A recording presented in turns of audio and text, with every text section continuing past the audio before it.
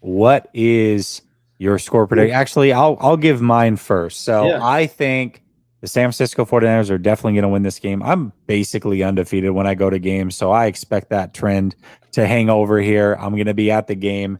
So I'm going to say the 49ers win 31-20 going away. I think the Buccaneers probably do get a late score to make it look close-ish. I think the spread's around 10.5, which is a big spread for the NFL. Not a betting man, but I do think that the 49ers would cover that spread. 31-20 49ers. What do you think? Yeah, and I mean the over under is 41 and a half, so they expect this to be a pretty low scoring game. Mhm. I expect this to be about a 30-17, 30-14 sort of game. I think the Bucs always seem to, in these games where they get down, make a late resurgence and go third going into the fourth quarter, they'll have a drive and then their defense will make a stop and they'll look a little frisky.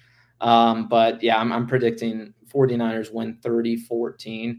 Um, it kind of is what it is. The Buccaneers, like I've said many times, are kind of in a lame duck situation. And they'd be pretty panicked right now if not for the fact that they won last week, right? Because before that game, they had 4 straight losses. Mm. So for the Buccaneers, I actually think it's good for the 49ers that Buccaneers won last week, because otherwise Todd Bowles might be playing for his job this week. And even though I still kind of, at the beginning, like I explained, I see him kind of going on the way out.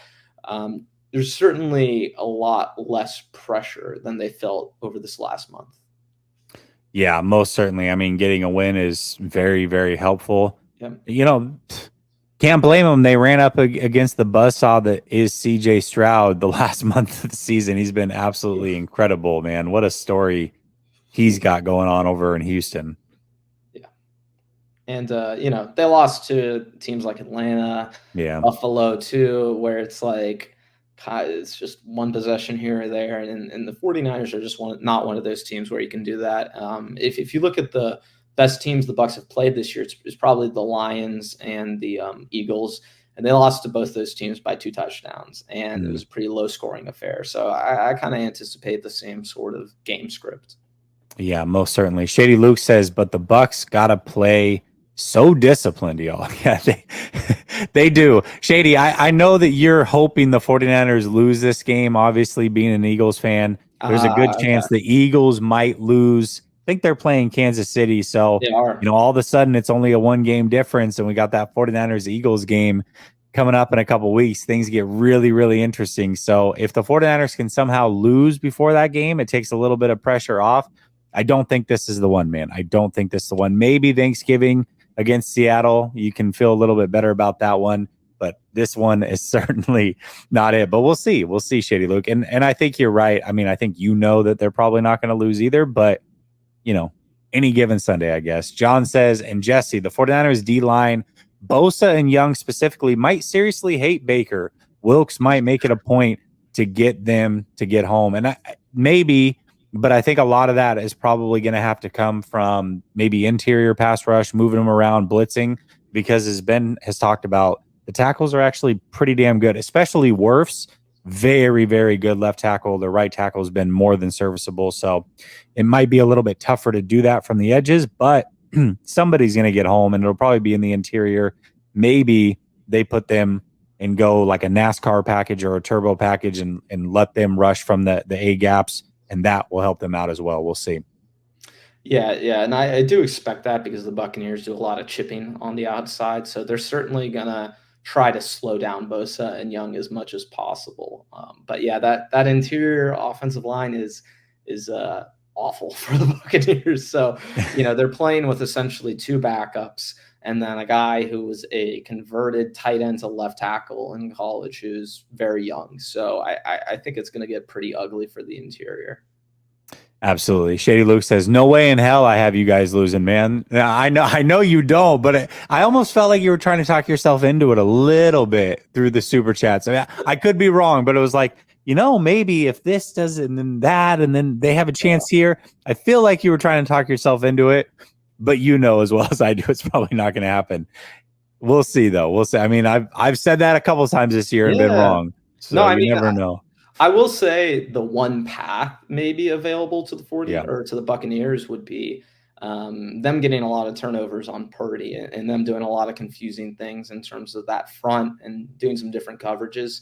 And Winfield, I mean, I think he's going to get his own, but if they are just able to, Christian Izzian has had 2 picks this year. He's their slot corner. I think there's a game scenario where the Buccaneers at least have this as a 1-score game or a tie game in the fourth quarter. But then again, I'm not quite sure that I trust Baker Mayfield enough. He's been better about the interceptions and not taking sacks. It's the best he's done in his career with it, or you can put it up against his best years. But you kind of still expect him to have one of those plays in one of those situations to where, I just would not be relying on the Buccaneers to close out that game.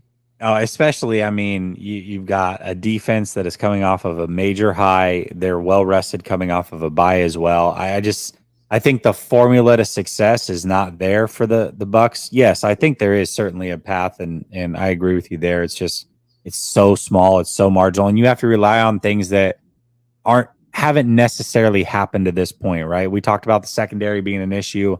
Sure, if Brock Purdy comes out and just lays an egg for whatever reason, maybe, but I don't see that happening. And then, the flip side of that is Baker Mayfield playing a perfect game or damn near perfect.